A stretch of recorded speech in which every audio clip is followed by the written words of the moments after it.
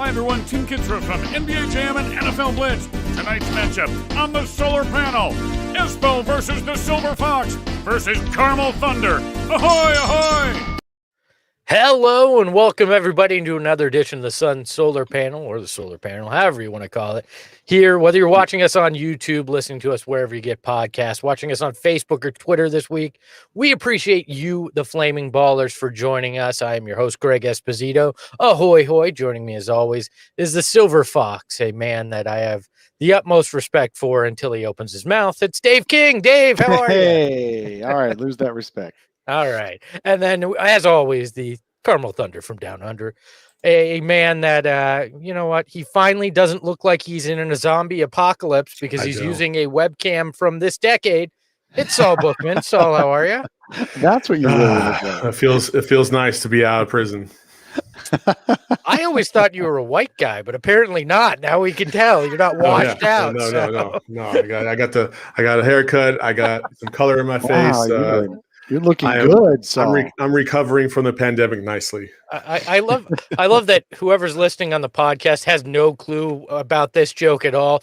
Saul used to have a very washed out webcam. If you're listening to the audio version, I know his voice has always sounded very sultry, but the camera was a little washed out. So I'm Greg Esposito rocking the DT Goat.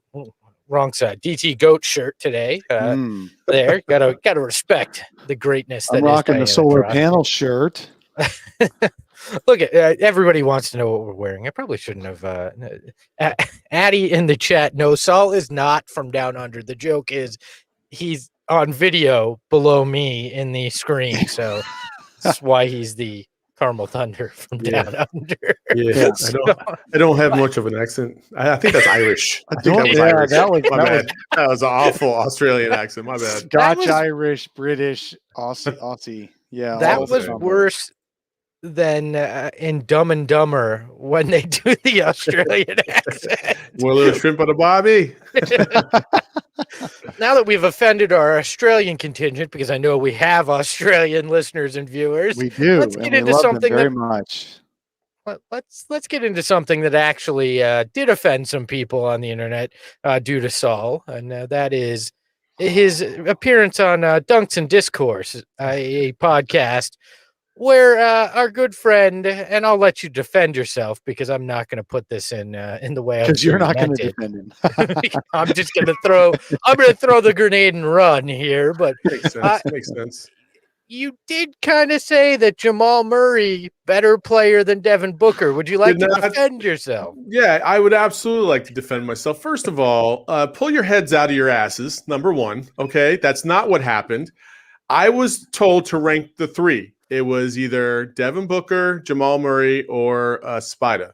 And I said, because of playoff performance only, and I said that I would take Jamal Murray because I've never seen Devin Booker in the playoffs. And Jamal Murray was going ape, you know what, in the playoffs last year. And so I would give him the edge over Booker because he's done it in the playoffs. That's it. That's the only reason.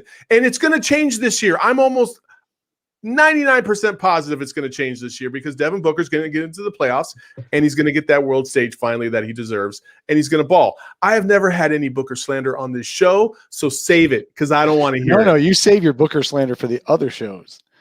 Oh, get the fuck out of here, Dave. I had to pull the ripcord. All right. I knew this was going to happen. I listened. I think it was a massive overreaction from anybody that listen to the show, including our friends in my group chat. Guys, I think you overreacted to one Saul Bookman. Yeah, why do people get so offended when you say anything? I mean anything that is remotely negative about Devin Booker. Oh my gosh. Well, we'll get into that compared to another player based on if people are going to question, oh my God, I can't believe you take Devin Booker over Jamal Murray and blah, blah, blah, blah, blah. Like, okay, have you seen Devin Booker in the playoffs? There's your answer. And it's not his fault. I understand that, but he hasn't been in the playoffs. That's as simple as it gets. That's it. Dude, listen, I was up from 3:00 in the morning, working all the way to midnight when I was in the military, and I still stayed up for these Suns games in the playoffs back with, Nash and all that, Raja Bell hitting the 3 against the Clippers and all that stuff, right? So like my fandom is not going to be in question here. And I will also say this, like, don't take yourself so damn seriously. If you take yourself so damn seriously, you're going to live a very, very short life. And to prove that point, I'm not going to take myself seriously. Here you go. Whoa, hello! Hey, what do you do? I'm in charge of our social media network, so everything they do on TV, we try to put on Facebook, Twitter, YouTube, and Instagram. Whoa, that's really cool. Hey, look, he's on his phone on the job. That's a no-no, unless you're him. All right, nice to meet you. There you go. Oh my! There you go. Blippi and Saul Bookman, everybody. Oh, There you go. I can't. That was Blippi. That dude is like the most popular children's dude on YouTube. He gets like 5 million views on every video. It's the most ridiculous thing ever. He has the most annoying voice as well. My daughter has partaken in the Blippi. We may even own some Blippi toys, but I'm impressed, Saul. I wouldn't have done that. Oh wait, I have done that to myself on the show. Thanks to you as well. By the way, David Wigton in the chat, one of our flaming ballers, says the trial of Saul Bookman, a reference back to our Ryan McDonough trial. So in the off season, we will certainly put Saul on trial for that. The trial of Saul Bookman. And listen, like again, like in somebody pointed this out in the chat, like Spider Mitchell, I rank Booker ahead of him because to me he hasn't really come through as big as Jamal Murray did last year in the playoffs. Like I've seen Spider in the playoffs, not impressed, so I'm going to rank Booker ahead of him. That's it. Like it was all about the playoffs, in my opinion. So last night, the Denver Nuggets on Friday night won by 1 point over Memphis. Guess how many buckets Jamal Murray scored in that game? Just one. Okay, cool. And he averages less points than Devin Booker does. Blah, blah, blah, blah, blah. I'm going straight playoffs. Like, that's it. If you don't like the playoff argument, get to the playoffs. So say Jay in the chat says, to be fair, Saul ranked Book ahead of Mitchell, which sort of belies the it's about the playoffs argument. Yeah, because he hasn't come through in the playoffs. They were trading 50s, weren't they, in the playoffs this past year? But anyway, I knew this was the exact. It's cool. I knew this was the exact reaction we were going to get, which is why I brought it up off the top of the show, because we needed a little Saul flavor this morning, and I'm glad he brought it right out the gates. Let's shift to Saul flavor. Let's shift to something that isn't going to make Saul's head explode. At least I don't believe so. I want to know, guys, is anyone on this Suns team an MVP candidate? Just they're second in the league, second best record. They've been rolling. There's been some talk about it. One of those people, a former Suns MVP himself, had this to say when it came to the topic of should have to give me. Sorry, we're having technical difficulties. I have to pull that up. Sorry about that. So we'll keep talking about it. I'll keep timing difficulties. Look at this. I actually try to set something up for once, and it doesn't work. Anyways, should somebody on the Suns team be considered for MVP? Here is what a former Suns MVP had to say about it. I'm sick of this Chris Paul hate. He should be in the MVP conversation. Oh, stop it. He should be in the MVP. Who's hating on Chris Paul? I'm saying, ain't nobody mentions him for MVP. But why is that hate? Having a good year, but no, I'm saying he should be mentioned. Stop it. He's taking the team from last place to probably arguably the best record. They were 8 on the He's having a good year, but stop it. No, they were just in the bubble. Stop it. They didn't even make the playoffs. Cut it out, He's having a great year. Mikal Bridges, by the way, let's look at the highlights of this game. What do you say? Game was tied at 60 at the half. Oh, you better Dame Lillard. He's an MVP candidate. He is the MVP candidate. You agree, Shaq? He's talking about Dame Lillard. Here's Dame. Oh, my goodness. And here's Nasir Little. UNC. Let's go, young fella. Portland up 92-82. Okay. But Phoenix It's a good game, too. When they trail going to the fourth quarter, they are 7-7 when they trail going to the fourth quarter. Wait. This team is for real, Shaq. That was the TNT highlight package. Chris Paul. I cut it a great year because they were just blah blah blah. Let's get to the point. Very well. They're playing well. Devin Booker is starting to get his form back. I disagree. He should not be mentioned for MVP. He's having a good year. I don't think he should be mentioned because if you don't have a chance to win, you shouldn't be mentioned. What do you mean you don't have a chance to win? You don't have a chance to win MVP. Stop it. Well, that's not true. He does not have a chance to win. Well, you know what? Your comment is making people hate. Yes, he does not have a chance to win. Because if you say that he doesn't have a chance, he's not an MVP candidate, now it seems like you're hating.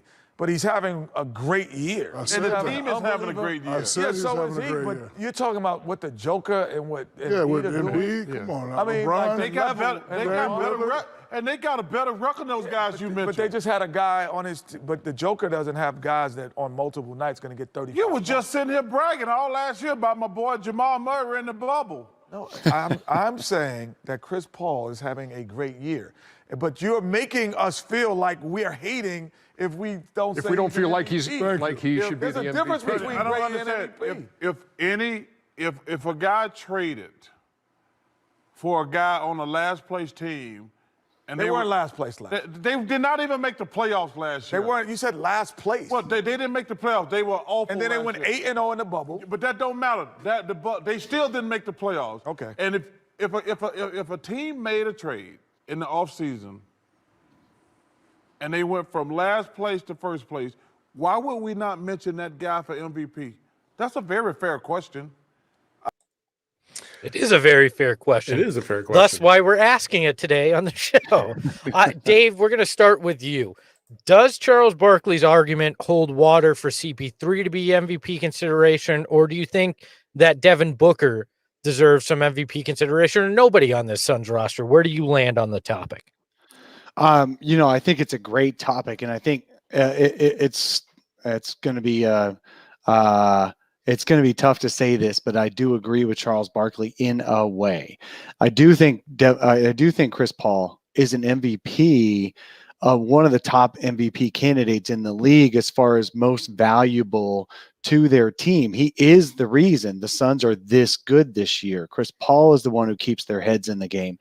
We give the bench credit for those late third, early fourth comebacks and takeovers when Chris Paul is the point guard for almost all of that. Cam Payne has played some of that at point guard. Devin Booker has played some of that as the lead ball handler, but it's mostly Chris Paul. So I actually think, but as far as like getting votes, no. Chris Paul's not going to get any votes. And so Shaq was right there. He's not going to get any votes because he doesn't have these ungodly stats. But as far as most valuable, absolutely, I think he's one of the top most valuable players in the league today. So why is Jamal Murray the guy that should be MVP? I actually was just about to make the pace for Jamal Murray. Stop stealing my shit. All right. I've got three. I have dropped 3 times in the swear jar already this morning. Man, I am already hot now. Here we go. He's on it. Listen, no, not even close. I love CP3. I love Devin Booker, just so we all know and we're all clear. But there's no neither one of them are doing outworldly things, right? They're not dropping 40 or 50 every other game. They're not having like insane stats. They're not having a record-breaking year. Like nothing about what they're doing is phenomenal, right? They're winning. That's what they're doing. The only reason why you would even think about putting either one of these two in there is because they're winning.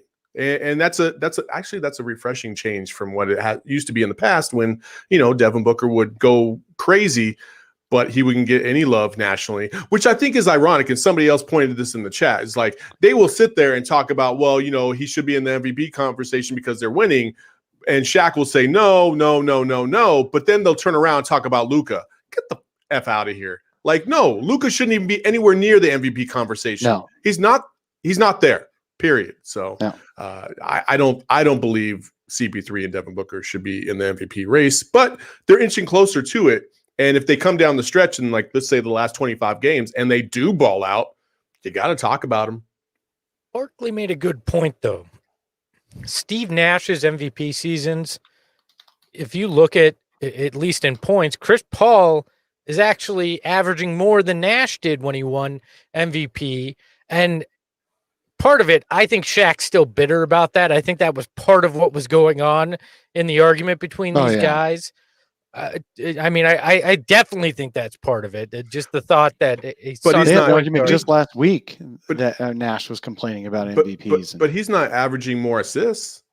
No, he's not. But you got to look at it and you go, okay, the impact. Now, I think the difference is Steve Nash was changing the way people perceive the game during his 2 runs. Those 7 seconds or less teams were looking at the way things are played. But you could argue Chris Paul is doing the same thing in the reverse order. But He's you've- slowing the pace down more than but- anybody else in the game. But right the now. problem with that argument is that you've seen the Suns without Chris Paul in the bubble, and they went 8-0, and they were playing really good basketball. I understand it's the bubble, but you've seen it, right? You've seen it's not like this tremendous drop off, right? From the last time we saw the Suns before CP3 to right now. Whereas without Nash, that team falls completely apart.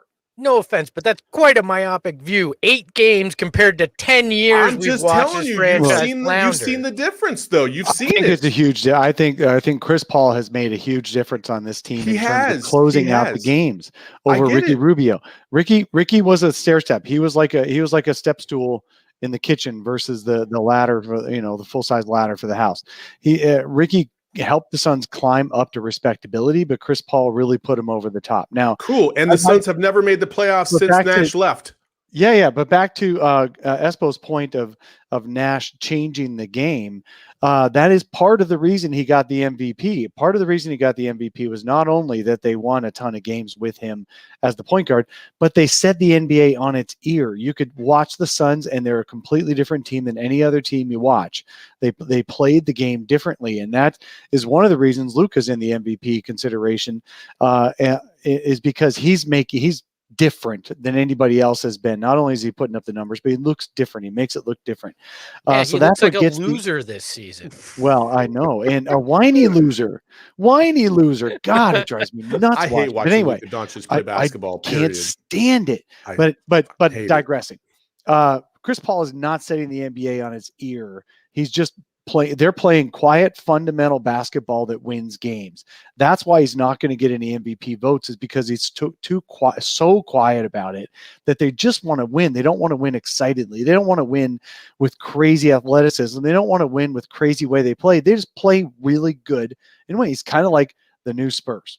Sorry, I'm not rolling my eyes at you, Dave. I'm sorry. There was a yet again another troll says Luka is greater than Ayton. Like, I don't care about that argument anymore. I'm so done with that. That's so What did that 2018. have to do with this conversation? Yes, congratulations. That is factual. We've moved past that. That is indisputable at this point. But look, I think Devin Booker actually could make a run at MVP. I think you're probably right that the way Chris Paul's playing, it's not sexy enough for MVP, right?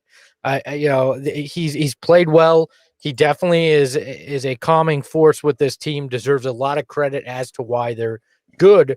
But if we see the Devin Booker that was in Portland the first game back on Thursday after the break, and he plays like that throughout the rest of the second half, the Suns stay in first or second in the West. They hold off the Lakers. They win the Pacific, and they're a darling going into the playoffs. And Devin Booker's second half of the season is as big as we think it might be. That's the guy that's going to get some MVP buzz, because he does have that sexy factor when it comes to his game. Now, I don't think we'll get there where he'll actually be one of the top 2 candidates there, but I think he could get some votes because he does the things that MVP voters like to see. It's the scoring, it's flashy. So are you saying if he has a Jamal Murray-esque performance in the playoffs? Oh, snap. Well, no, because Saul, I know the rules of the league, and they vote for the MVP before the playoffs. It's a regular season award. So him going Jamal Murray, Murray's still going to get more votes. I don't like your condescending tone there, Espo. I'm not a big fan of that one at all. That is the only tone. Matter of fact, I'm just going to go ahead and take him off There right we now. go. I am not feeling this right now. It's You're too early feeling in the morning.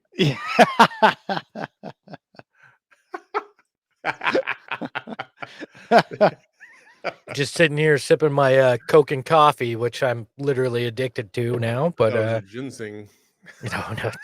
Wow, That would be yeah, healthy. So what's and that like, man? That Coke and coffee. I see it on the, and I'm like, okay, that is a heart attack waiting to happen right there. For sure. it is. This is not good for me.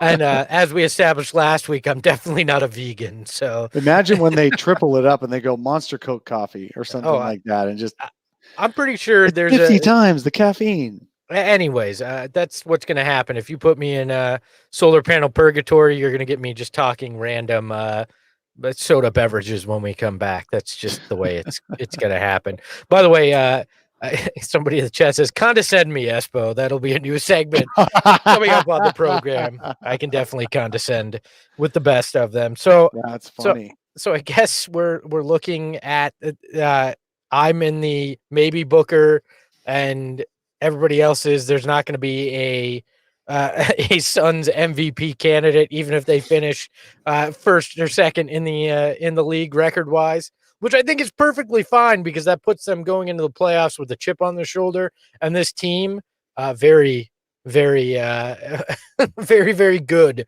when they feel a little disrespected. So. All well, right, I think Chris Paul has a big chip on his shoulder this year. He just wants, first of all, just wants to get to the playoffs, and then he wants to actually win in the playoffs and get further than he has. I think this is like a long game for Chris Paul, and that's why he's like, you just got to pile up wins when you can. And every game is a business game, and that is really important. I love that about it. So I think this is probably a more apt question, right? Instead of the MVP, do we think Monty or James Jones might get coach or executive of the year? Both. I think James has a better chance at executive of the year than Monty does as coach of the year, because there's always there's something about the coach of the year that's a little bit fanboy, like an MVP is. So someone like a Frank Vogel, someone like a Quinn Snyder, just because they have the best record. Although I eventually feel like the Jazz are going to end up second, third, or fourth in record. I don't think they're going to finish at the top, and so we take that one out. But it's going to be Steve Nash might actually have a good chance at coach of the year this year. Could you imagine as a rookie coach? Would there be a better possible finals matchup than the Nets versus the Suns? I wouldn't leave my couch for 2 weeks. It would be so painful because you have to root against Nash and Amari getting a title. I would love, no matter who wins in that game. I would. That series, that would be great. No. Dave, are you serious? You're sitting here telling me that if the Nets beat the Suns in the finals, you're still going to be happy? And people are coming at me about Jamal Murray over Booker. You put me in purgatory for being condescending, and he says that and gets to stay on the show. No. He says that. If the Suns, if people stand behind that, I'm just going to say this, okay? Oh, where did this come from? Look, I'm not even. Saul just showed if a you're shirt. Talking about the NBA Finals race, sure. Come on. If the Nets beat the Suns in the finals, you're going to be happy. I don't even have words for that. That is blasphemous. I was giving Saul a hard time about the Jamal Murray thing. Oh my God, we got to take him off now too. Thank you. Bro, can you Daniel steal that in the chat Saul sometimes? Daniel in the chat says, "You're insane, Dave." So Jay says, WTF, Dave. See you next week, Dave. Reek says, boycott Dave. Yes, I think this is all accurate. Thank you. That's the appropriate. Dave needs to get booted off the entire show. Wow. No purgatory from Herbie, Flaming Baller in the chat. Thank you. Thank you. People were asking for me to kick you out already. I got you guys. I got you.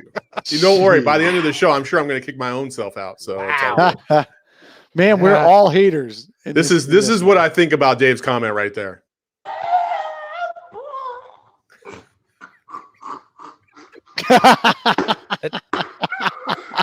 Oh my God! Hey, what you put in the media is what you get out. Yeah, DeAndre Ayton always with what a good was he stout. laughing at? He was laughing at you, Dave. That's live. No, what was he actually laughing at? It was some stuff that we put together way back in the day. That's awesome.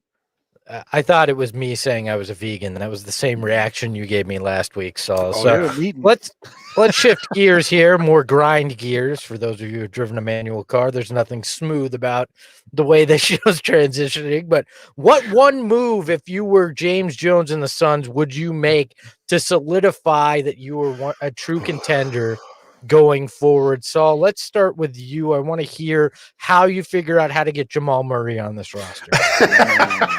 Yeah, this is like the joke that'll never die today.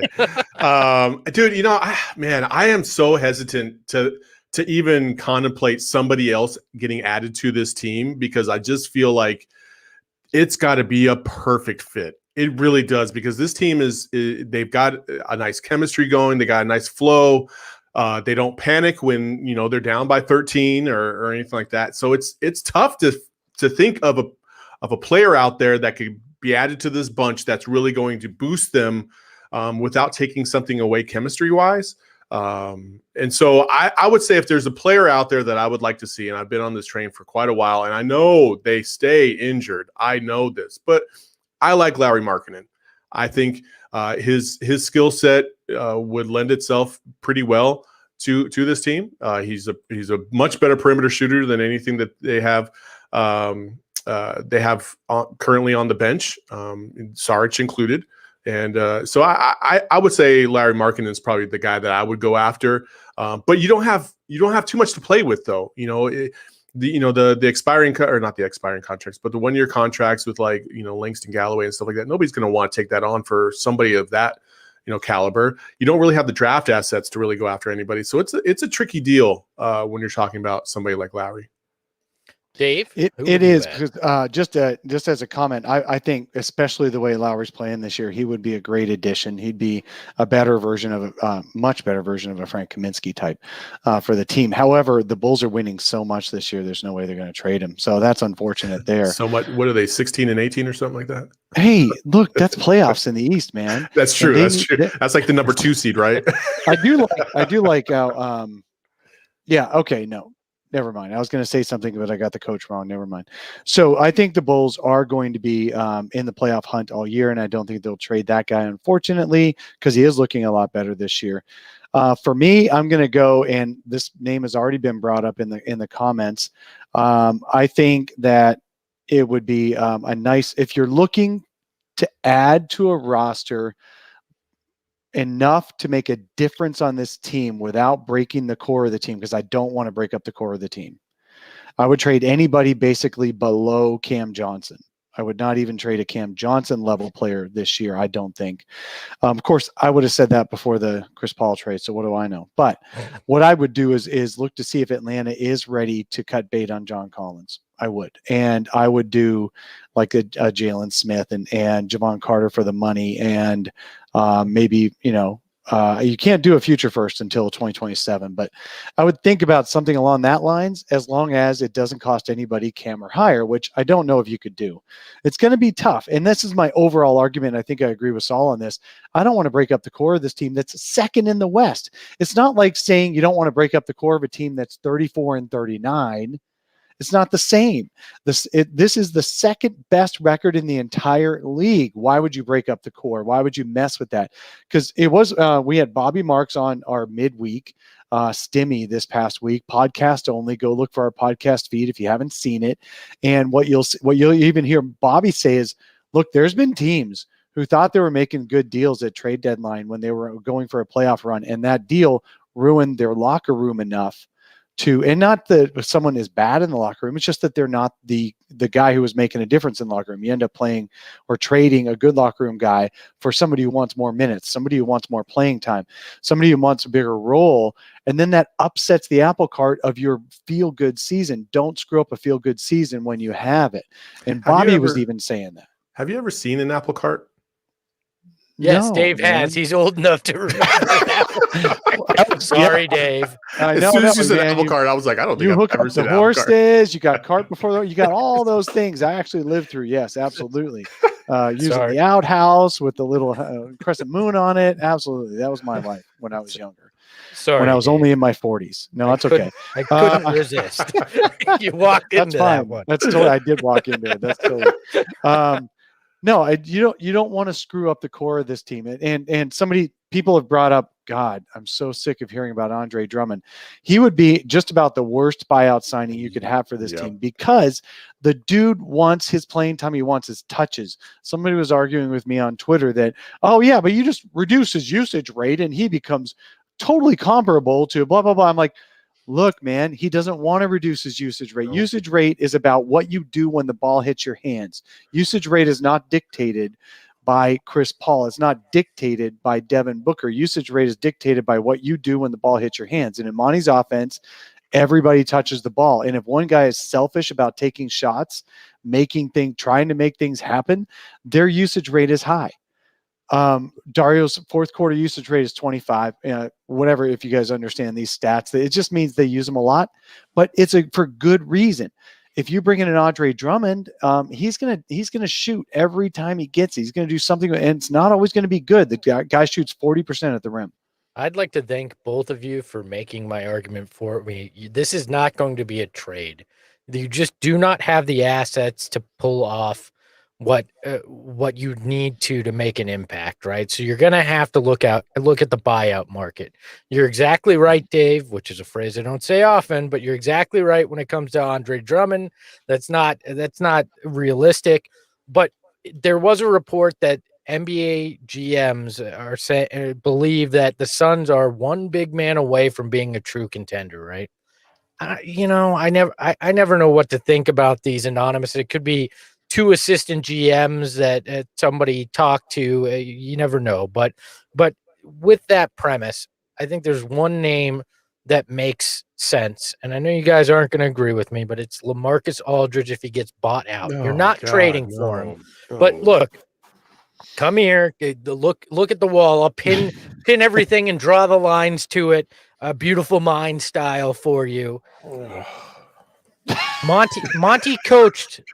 Yes, that's the reaction I expect. Are you going to do 6 degrees of separation right now? Is that what you're going to do? Yeah, you don't need 6. Kevin Bacon. I can give you 1. You got to get Kevin Bacon into this. Monty coached him in Portland. Mm-hmm. James played with him in Portland. And then Monty actually was with him in San Antonio. Pop and Monty are close. Like there's just LaMarcus Aldridge is the kind of guy that you bring in, and even if he plays a lesser role, he's going to be okay with it because he's not coming here unless he is. And he knows the guys in Monty and James aren't going to do him wrong in that way. If he plays Frank's minutes, you've already got an improvement there. And people say, well, he's not a three-point shooter. He's actually shooting 36% this year, shot 38% last year. This year, he's taking almost 4 threes a game. So I think he can play those Frank minutes. I think he can take some of Jay Crowder's minutes as well. Plus, he gives you insurance if DeAndre flames out at some point in big games, or if Sarge gets hurt again, he can play your backup 5. And the Suns have struggled with big men defensively. They have not had enough true big bodies at times to go up against the Jokic's, the Enes Kantors. The other night, they struggled against him. LaMarcus Aldridge gives you that big body too. That's the guy, if bought out, I look at. PJ Tucker, potentially if bought out because of his relationship with Devin Booker, and he'll come in and do the grunt work that this team's going to need in the playoffs. Those are the two names I would look at in the buyout market because they fill a spot. The other spot is obviously backup point guard. You haven't figured out that. I haven't heard any names there in a buyout market that would be overly intriguing yet. One name, everybody laughed when I suggested, well, maybe you should consider trading for him because the math doesn't really work out. But there's a slim possibility JJ Redick gets bought out in New Orleans. That's a name I would look for as a surprise down the road potentially. There's a comment in the chat. Sorry, I was responding to chatters and I didn't hear that last name you just said. ESPO, say it again, please. JJ Redick. That'd be great. Buyout. Yeah, absolutely. Just as a guy off the bench, because he wouldn't ask for much. He's really good friends with Chris Paul. The chatters are talking about lots of interesting things. But one of the JaVale good McGee is one of them. Yeah, JaVale McGee is a great actual option because he'd be okay with the smallest of roles, and he would actually show DeAndre Ayton what it's like to slam dunk a basketball. Hold on a second. I actually like that. Wait. So you're using a goofy 7 foot plus guy to show another.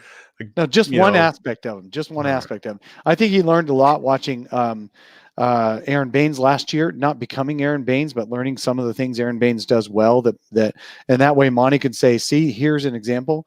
The Suns don't have, a guy who finishes on the lobs very well. Chris Paul threw more lobs in the All-Star game, lob dunks, than he has all season. I'd like to see some more lob. The All-Star game. That's what they do. He also had a dunk off a lob in the All-Star game. So are we really gonna base anything off of that? Wait, you don't want to hold on though. You don't want to upset the apple cart, but the name you throw at me is JaVale McGee, a guy who's been a proven weirdo and sometimes head case in this league. You don't want to upset the. He's also been on championship room. teams. He's a great locker room guy. He's also been a backup center on championship teams. Okay, if you think JaVale McGee is a better option than LaMarcus Aldridge, more power to you. That's fine. He's just a different option. LaMarcus Aldridge would be a good option too, because he'd also be a good locker room guy. But I just think JaVale is a different option. I just feel like this JJ Redick and LaMarcus Aldridge little debate that we're having right now is a very 2014 argument, and I'm not here for it. What do you think? Do you think somebody's going to buy out some really great player? No, I don't. I don't think the Suns are going to make a move. Well, then why didn't you say that? You could have said that's not the purpose. You said if they need to go out and get somebody, who is it going to get? So I answered your shitty question. And then swear jar. We need a graphic for that. 4 times. Fabio has a great comment. Damian Jones was on championship teams too. So, okay. Point taken. Shoot, what was I going to say? I don't know. I forgot. Oh, yeah. So do we want to talk about what I think James Jones is going to make a move? I do. And here's what I think is going to happen. They have a little bit too much depth with only about less than half of the season left, 30 games or so left. There's just a little too much guard depth where they're sitting 2 guards full months at a time. So I think they might do a 2-for-1 to consolidate the guard depth on the team. So I wouldn't be surprised if they go after someone like a Jason Hart from the Pelicans if the Pelicans continue to flounder like they have been. Someone like that. Chris Paul showed a lot of actual positive. When the Suns played the Pelicans last time, he dapped up Jason Hart twice after Hart had good plays against him. So I just feel like guys like Jason Hart could do a good job. And also maybe, who knows, maybe you package 3 of them up and get Alonzo Ball, but that is all not likely. Josh Hart, that's what I mean, not Jason Hart. Jesus Christ, the lesser brother. Here we go. Suns always get the lesser brother. Josh Hart is who I mean. That kind of trade I think would happen, a 2-for-1, a 3-for-1 on the guards. We're going to find out in about 10 days because the deadline is, if I'm correct, March 25th, and I'm 100% I'm correct. So we'll find out. Are we going to do a show that day? Well, we probably should if they do something. If they or not, we can sit here and debate why they didn't and who they're going to pick up off the buyout. There we go. Well, we can do a stimmy. 25th. We can do a stimmy whenever they do trades. How about that? Yeah. Dave, I'm going to rename the midweek because I do not want to ever hear you say stimmy again. Speaking of things that we don't like to hear, but we do it anyways, I think it's time for a Dave segment. Oh, that one. Oh, okay. Yeah. I got you. Ooh, Dave, stat me. What do you got for us this week? Is it why JaVale McGee is the next great Sun center? No. So what do you got? The stat I've got for you is that Devin Booker the other night had his 100th 30-point game of his career as a Phoenix Sun. Who's the next guy? Who's the next highest guy on the Suns for 30-point games in their career? Do you guys know? Amari. No. Marion. No, further back. Walter Davis. Yes, Walter Davis had 90 such games, but it took him until he was 33 years old to get that 90 to get those 90 games. Devin Booker is still only 24 years old. Amari had 86 such games, but he was 27 when he left. Devin Booker is going to blow the Suns record books out of the water and just make it impossible to catch. This guy is a Sun for life. He's going to be one of the greatest Suns ever to play for this team. And yeah, to get to his 100 30-point game at only 24 years old is pretty incredible. And I would not trade Devin Booker for Jamal Murray for anything. I would not. How many 30-point games has Jamal had? Yeah, you know what? Honestly, I actually looked at the stats. Jamal Murray during the regular season, he's all right. He's all right. He's an average dude. Nothing special nothing to write home about. That's for sure. I think people forget how good Walter Davis was, though, and another man who loved Coke and coffee as well. But that's a joke I shouldn't make. But yeah, I think people forget how good Sweet D actually was in Phoenix, and how well, how big of a scorer he was in Phoenix, and he's in that forgotten group in that late 70s and 80s where I think him, Alvin Adams, those kind of guys don't get enough respect for how good they were as Suns. Even Larry Nance to a certain extent as well. I don't think quite get the shine that they deserve here in Phoenix. That is Stat Me Dave. He goes way back to tell us. Ooh, Dave, stat me. Just an excuse to play that again. That's it. Another thing I want to talk. Reek Havoc had a comment. Sorry, Reek Havoc had a comment that it's a different era. More shots are put up now. I think that's a fallacy. I think in the 80s there was a ton of shots being put up. There was lots of high scoring games back then. And actually, Devin Booker and Walter Davis do not have much of a difference in their shot attempts per game. So I wouldn't use that as an example. I'd be interested in the 3-point attempts and makes, but I think that's also something that people think is a much larger part of Booker's game than in reality that it is. He scores a lot more near the hoop and mid range than people think. I don't know why. It's probably because he won the 3-point contest, and when he came into the league, people were trying to compare him to Clay and thinking he was just a shooter. But that's a fallacy a lot of people have too, is that Devin Booker scores a lot on the 3, which isn't the case. Between him and CP3, we got the best mid-range backcourt of all time. Right. I think that's fair. Right. That's fair. And until they prove it in the playoffs, though, they got to prove it in the playoffs. I think only Devin Booker does. CP3's been there, done that. Look, guys, I want to talk a little bit about some of the national perspective, and we've talked about this, and we'll keep this one brief because we have a listener question as well, and God knows what else Saul has to surprise us with this week. But power rankings, I know these things are made up fodder, so people like us talk about it, but I find it interesting the varying degrees in which the Suns are ranked this week. ESPN had him 5th, The Ringer had him 5th, NBA.com had him 2nd, and Bleacher Report had him 2nd, both behind Brooklyn. Is this just a case of the national media and people doing these rankings just haven't caught up to the fact that this Suns team is real? Is it in part because you also have the Jazz at the top of the West, so people are like, yeah, there's something weird going on? Yeah.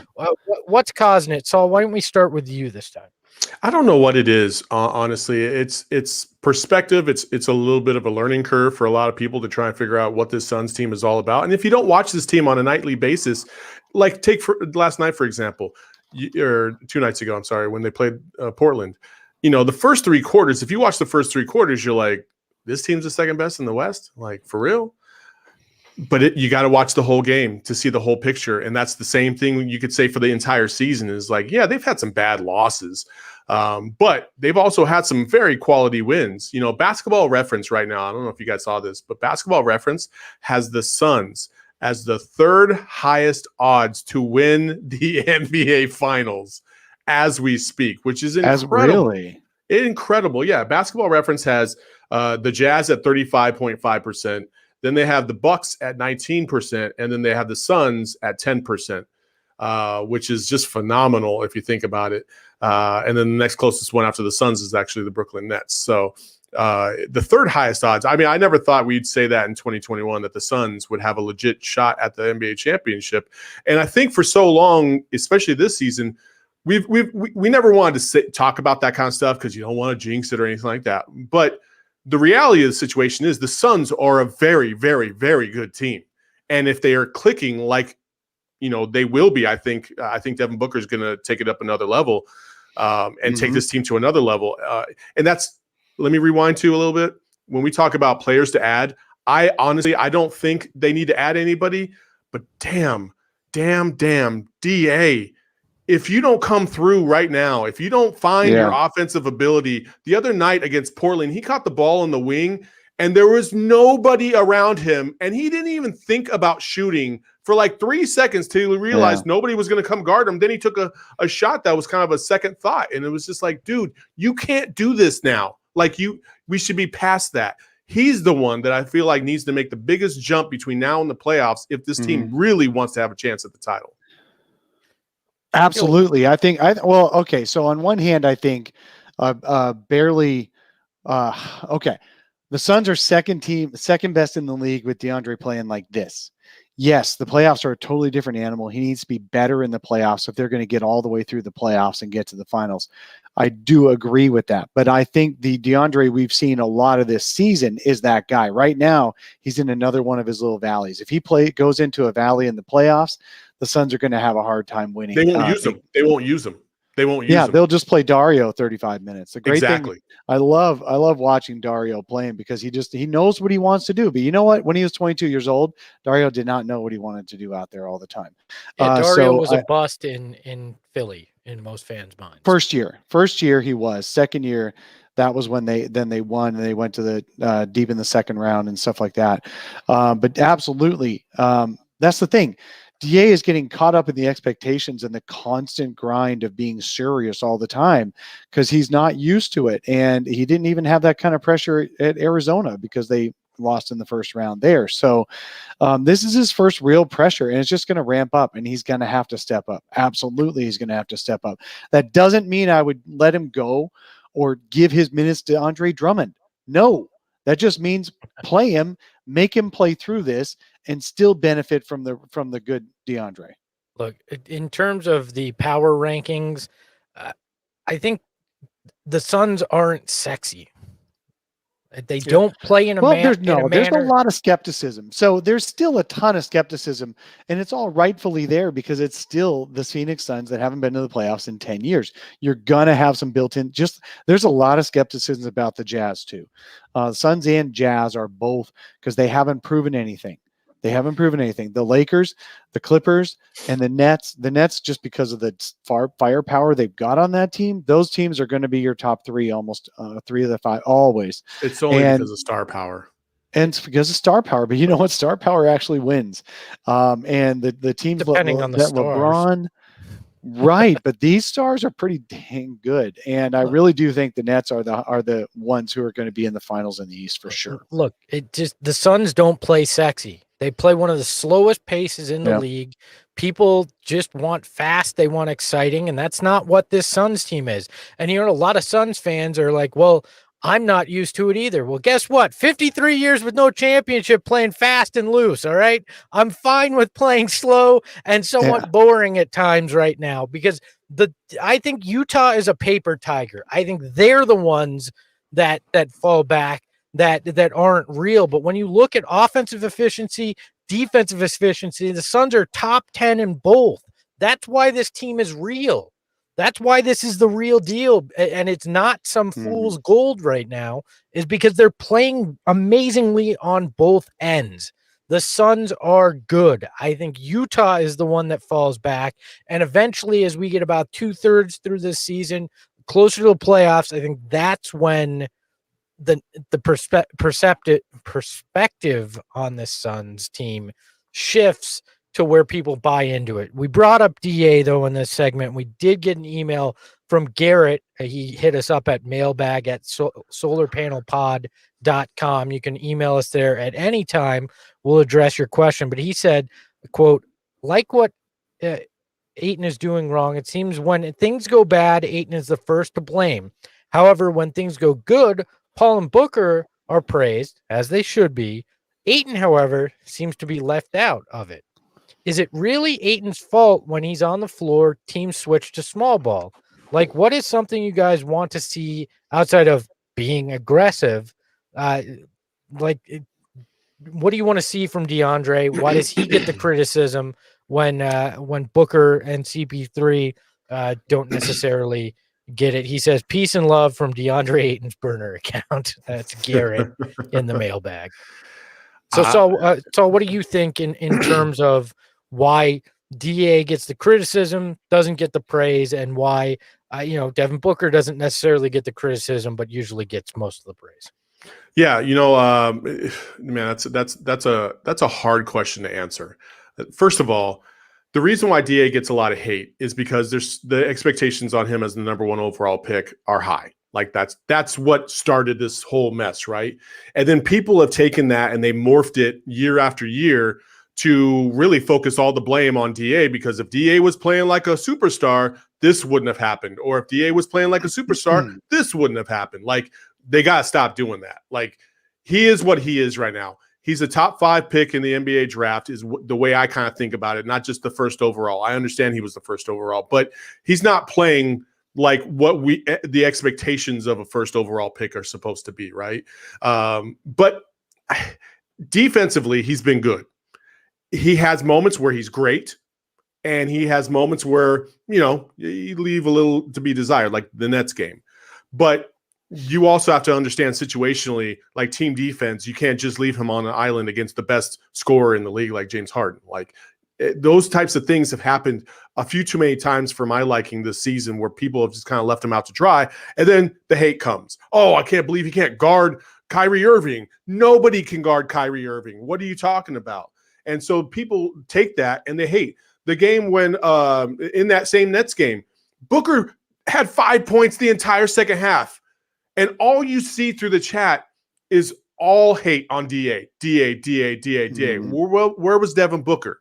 You know what I mean? Like, if he's the superstar and Devin Booker is the superstar of this team, where was he at? So I do agree with when things are going great, it's all about Booker and CP3. When things are going bad, it's all about DA.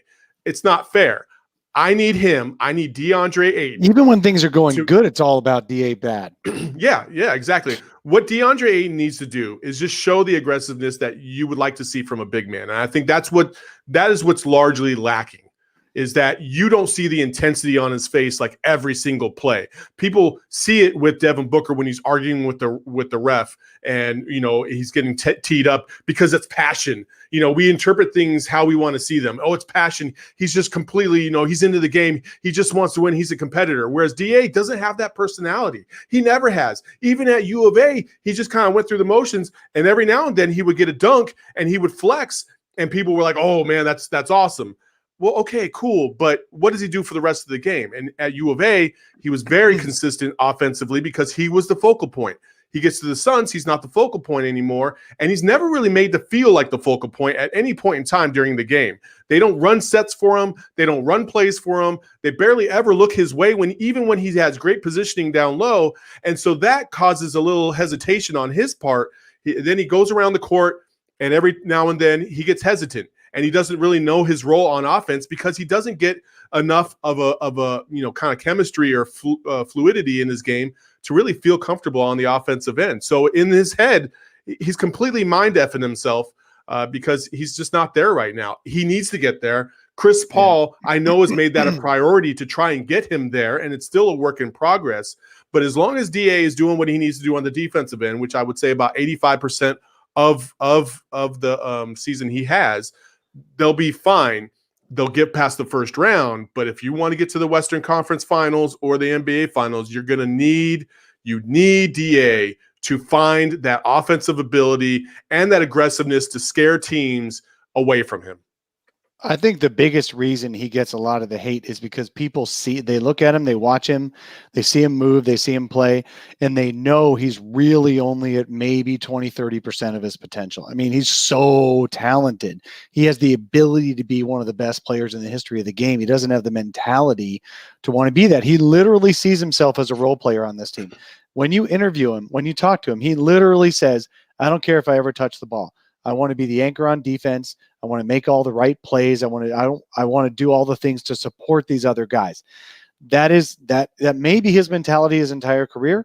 That may change as he grows older and gets more mature and more sure of himself. But he is literally seeing himself as a backup option not on the starting unit. I'm just saying as a third or fourth option in that lineup. He wants other people to score, and then he wants to support them on the defensive end on the other end.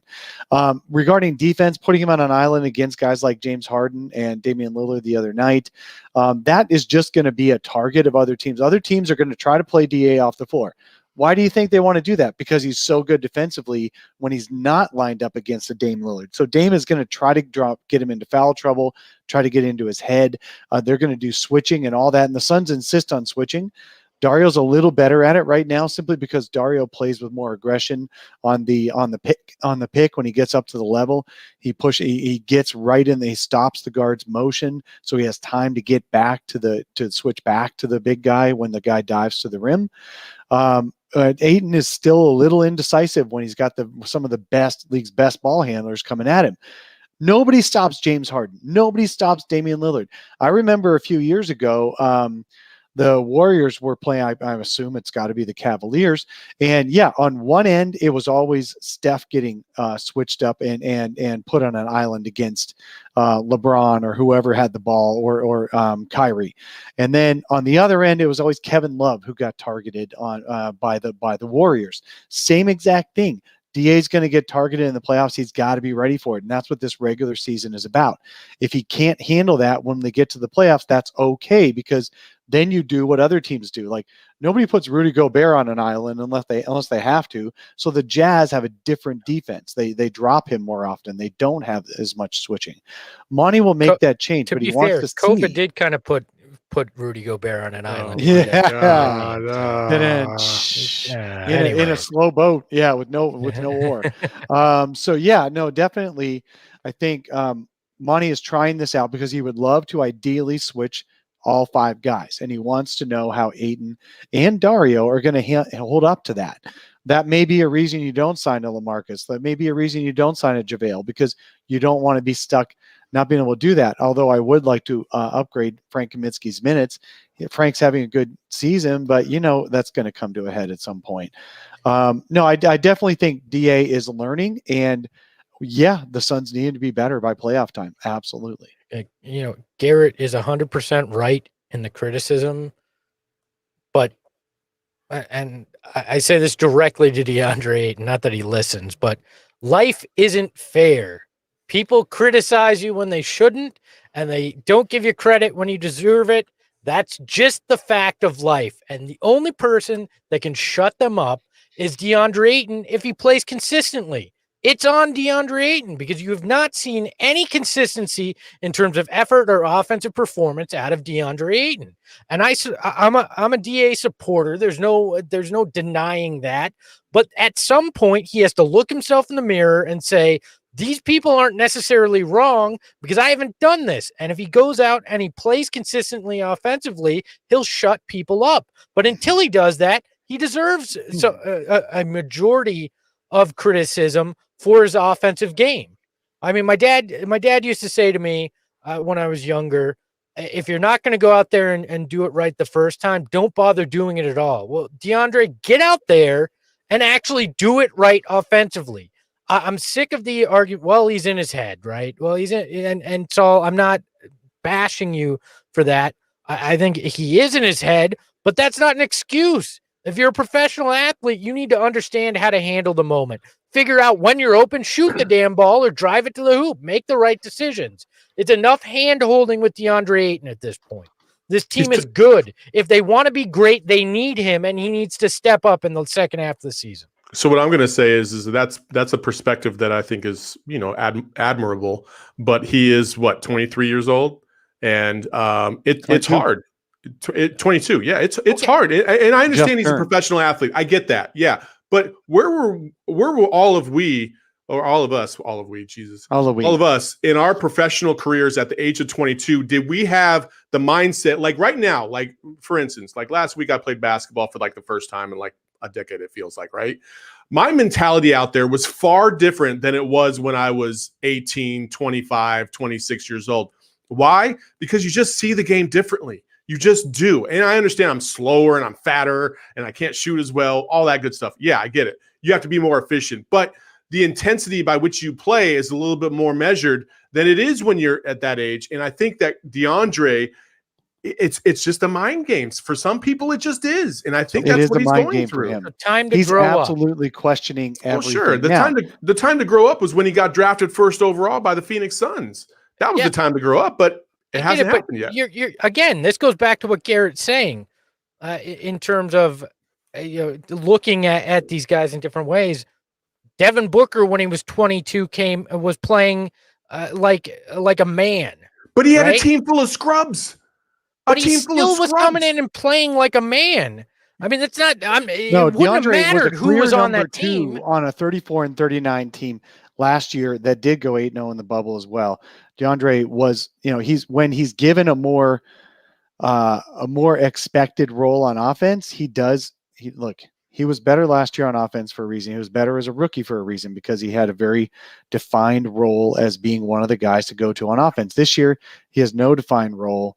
And he's kind of floundering a bit. Look, he is one of the chatters commented that isn't DA doing what we wanted, which was be a defensive anchor. We don't care what you do offensively. Remember that? Yes. We all said it, especially his detractors said it. Now he's an anchor defensively, and we shouldn't care what he does on offense. But what do? We constantly care about what he does on offense. No, that goes back to he's not really maxing out his potential yet, and so people are always going to find another new thing to nitpick. Expectations never meet reality. And when everybody's saying that he's we just want him to be a defensive anchor, we were thinking that the Suns were going to be like a 4, 5, 6 seed, like in the playoffs. This team is the number 2 team in the West. The expectations change, and the realities need to change too. Look, I'm not saying DeAndre Ayton has to score 25 points a game. That's not my point. I'm not one of those people that I need 25, 13, and 5 assists from him for me to feel good. What I want is decisiveness offensively. I want him to your point, Saul, when he gets the ball wide open on the wing, not to sit there like a deer in the headlight, to make the move that he needs to make, to be decisive, to stop putting the ball low and take it when he has the opportunity. Those kind of things are what I need. I'm happy with the defensive effort. In most nights, rebounding has been solid from him. That is what I want. He's still a top 5 rebounder in the league. Yeah, I mean, we take his rebounding for him. We take his right the first time. Get the hell out of here. Look, just put the effort in. Let's move to the best segment of the show. No, we're not going to do Stat Me Dave again. It's time for ESPO's Big Board. I still hate that photo. I need to do a better Photoshop on this thing. But that's a good photo of you. No, it's awful. But anyways, I don't hate it. I love it. This week. There was a picture of Justin Bieber in Suns gear. So it got me thinking, what were the top 5 best celebrity appearances wearing Suns gear, right? You have a major omission here that I'm going to get to at the end, by the way. I would love to hear it. Number 5, Kendall Jenner at a gas station wearing an old school Suns sweater. Look, I get it. She's not a Suns fan. She's a Devin Booker fan. But anytime you get a major influencer wearing the old school Suns logo, I'm the only one surprised she actually gets her own gas. I wasn't. Who's going to get your gas for you? I mean, don't you have people for that? Like $5 billion a year. I mean, not everybody lives in New Jersey where they have an attendant that pumps your gas. Number 4, Jonah Hill, my doppelganger, rocking the old school black Suns. Is that jersey from Factory to You or something? Like what? No, it's actually a Mitchell and Ness fashion jersey, which is basically just means they bastardized the original jersey and took the Suns off of it and just Espo. has the sunburst. But Espo, you there's got to that. show your version of that one. No, with that picture's overplayed. You show it too much. I looked much better back then. I was about 70 pounds lighter, but we moved to number 3 on the list. It's Conan O'Brien, Team Coco, when he was on his banned from television tour back in 2010. He was here in Phoenix. That's the Channing Frye. Yes, that was during the run to the Western Conference Finals. They were in the Western Conference Finals, and he rocked a Channing Frye jersey on stage. So he gets a big props for me, number 3 on the list. Number 2, her hips don't lie, and neither does the jersey that she's wearing in this photo. It's Shakira wearing her Los Suns jersey. Best one yet. When she went out a night on the town, as she said on her Instagram, back when that was actually allowable. So Shakira in the Los Suns jersey, number 2. Number 1, you'd miss it if you didn't look closely in the movie Jerry Maguire, but Tom Cruise in a scene that actually takes place in the Cardinals facility is rocking a 1993 Western Conference Finals shirt with the caricatures of Charles Barkley and Sean Kemp on it. And this to me is number 1 because there's so much going on here, including Tom Cruise's 90s hair. So that is Espo's big board, the top 5 celebrities to rock Suns things. And Saul's going to bring up some random guy. Oh yeah. You're gonna Absolutely random. Drake. Absolutely random. Yeah. So random that, I got flack for the Booker Murray thing. No, my man Drake's wearing a Devin Booker jersey. Like, how do you not include? Dude. How do I not include the world's biggest? Not even going to respond to that, Saul. It's the diabetes. How do I? Yeah, Wilford Brimley warned us about that. Them diabetes. If you get that joke, you've paid attention to the headlines from yesterday. Look, Drake is a part owner of the freaking Toronto Raptors. I'm not going to give him a shout out for wearing Suns gear. And 2, he's a celebrity wearing Suns gear. What does it matter what he does? The literal list was celebrities randomly wearing Suns gear. But I'm not going to give him credit for it. There was a couple Lakers celebrities that had he's a Suns of all gear of them. Look, I'm not giving Drake love. Are you saying like if Jack Nicholson put on a Suns shirt, you wouldn't show him either? Because no, he's really I a Laker wouldn't. fan? He's a Lakers fan. I get it. I love somebody in the chat said Drake would look better in a Jamal jersey. And we come full circle on he probably did when he went on tour in Denver. I did hear that he wore basically a local jersey in most of his stops. Yeah, he did. But again, that's one of the most popular guys in the world. Like, why would you not have him on the list of your random ass Conan O'Brien celebrity freaking show? Like, what? No. I'm a little show me the Sun shirt. I didn't miss Drake, by the way. I'm not going to include a guy that is a massive Toronto Raptors guy. Like, definitely what I thought about this list. I could play this all day. That's what I think about this list right here. Oh my God. Hey. And so Saul, you're saying I didn't do it right the first time, so I shouldn't have done it at all. There you go, Pops. There you go. You got anything else for us, Saul? Anything else? No, you want to drop don't. On us I had a rant ready to go, but you got to it like right off the top of the show, so I don't have anything left. I'm all empty. No, I got one more thing, one more parting thought. This week, nobody asked you, Dave. Just kidding. Go ahead, Dave. John Hollinger, famously from ESPN years ago, Memphis Grizzlies more recently. Now he's with the Athletic. He did a redraft of the 2019 draft, and he actually put Cam Johnson at number 6 overall value in that draft, ahead of Kobe White. And so when you played that DA laughing, it always makes me think of the Kobe White in that draft in 2019 going, wow, bro, you know that.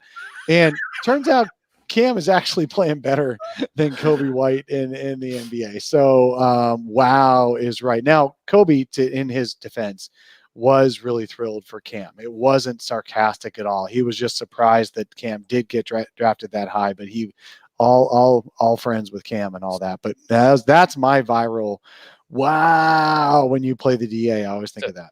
So Cam Johnson is now ranked where the Suns had the original pick, and they got Dario Saric as well for that number 6 pick. So, hey, James Jones, maybe you should run away with the executive of the year.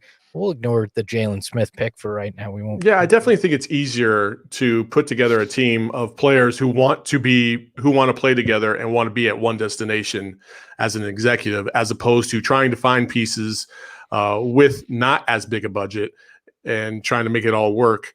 Like So James Jones did. So James I think Jones James had a harder time. Yeah, absolutely. I think James Jones should be the executive of the year, hands down. But I know the favorite right now is the New Jersey Nets. Sean Marks, GM Sean Marks. Yeah. Like, but I don't. Oh, wow. So Katie and Kyrie were there. Decided to team up and looked at the Knicks and went, "Nah, we'll go to Brooklyn." And then James Harden forces his way there, and that makes you a good GM. I never understood that. They did find a way to re-sign Joe Harris too, which I think is a sleeper move that a lot of people don't talk about because a lot of people just don't know who Joe Harris is. But he's like one of the best shooters in the league, and he makes that team go as well. I'm with ESPO on that though. I don't think Sean Marks should win Executive of the Year for neither do I. Those guys just going there. They already chose. They just chose a tandem destination. Yeah, Kevin Durant should win GM banana of the year. boat destination. Look, Kevin Durant convinced Kyrie, and then because of Kevin Durant, James Harden wanted to be there. If you want to give somebody with the Nets GM of the year or executive of the year, give it to KD over James Jones and Sean Marks, if that's the way you want to go. That's just. I will say that the Nets are playing a lot better than I thought they might, and I'm happy, for Steve Nash not getting run out, because remember those quotes over the summer that Kyrie and KD were both like, yeah, it's kind of coaching by committee. We're all going to be kind of the coach of the team. And I'm just feeling so bad for Nash. Yeah, just wait till they go through a really rough patch and they. Kumbaya, everything's great with Steve Nash will change as well. We've seen that happen numerous times in these super teams where guys get put together like that. One last Flaming Baller comment in the chat. Rick Johnson says CP3 for Coach of the Year, and I can understand that he is a coach on the court. So if you want to become a Flaming Baller, hit that join button on YouTube, become a subscriber, or you can follow or you can leave us a 5-star review wherever you listen to podcasts. Both of those things help immensely by being part of the Flaming Baller family. I appreciate each and every one of you out there, including Tim Tompkins, our former co-host, who showed up in the chat today. Always good. I love you, Tim. Wow. Love. We never get that, Saul. He just loves the former co-host. I love you guys too. You guys all are good. All right. You guys got it. So can I give a shout out to somebody real quick? Of course you can. A former colleague of mine, or not former, current colleague of mine, up in Detroit, lost his son this week. We wanted to give him a shout out. Mental health. It's absolutely devastating if you don't take care of yourself and take care of your mental, man. So if you're feeling down, whatever, there's a national suicide hotline, and just reach out, talk to people, and get some help if you're feeling down, which I know all of us have at some point during this pandemic and being isolated away from people and things of that nature. So it's very important to get the help that you need, and especially nowadays when it's tough. It's tough. There's such a stigma too. People are just feel like they can't ask for help when they're suffering like that, and you really should. Absolutely. Like no shame in the game if you ask for help. We all need it, and just like basketball, life is a team sport. So reach out, get help.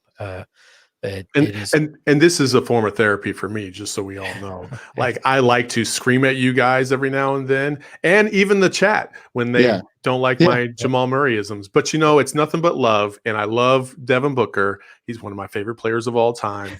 I just want to see it in the playoffs. There's nothing wrong with that. It is important. It is important to remember that we're only just doing this for fun. Every once in a while, I'll see a comment in the chat saying, "Oh, you guys are really going at each other. Why is this person so negative today?" We're just having fun, man. This is a great team. We're having a great time talking about this, and we love all you guys in the chat too. You guys are here every single weekend. You Flaming Ballers are make me hot. Dear Lord. Clip that. I'll be playing that on a regular basis. Stat me, Dave. We go from Stat Me Dave to Dave making some sweet, sweet loving to the Flaming Ballers. That is your sun solar panel for whatever today is. It all feels like it's still March 2020 until this ends, but you can follow him, the Silver Fox, at Dave King, at Dave King NBA. The NBA is there because Dave just wants to remind you that at one point he could attend basketball games, and eventually he will again. And then I'm gonna start going again once I get my shots. you can follow the Carmel Thunder down under at Jamal Murray Lover 123. No, it's actually at Saul_Bookman. The underscore is there because the Saul loves a little Jamal, but the Bookman loves that Devin Booker because they share a nickname. So, and then you maybe can I'm just agitated because I was the first book. This is BS. It's really what it is. It's hatred. That's what it is. I am at ESPO on Twitter. You can follow the show at Sun Solar Panel on both Twitter and Instagram. Yeah, we're a little bit more active on the gram right now. So if you want to join us over there, you can. Again, leave a 5-star review. If you're listening on the podcast, click that join button or the subscribe button. If you're watching on YouTube, we appreciate you, the Flaming Ballers. We'll be back for another midweek stimmy, although I'm going to change that because, again, I don't want to hear Dave say the word stimmy. We hope your stimmy checks hit the bank account this weekend. And until next time, thanks for watching the solar panel. We'll talk to you soon. Oh, wait.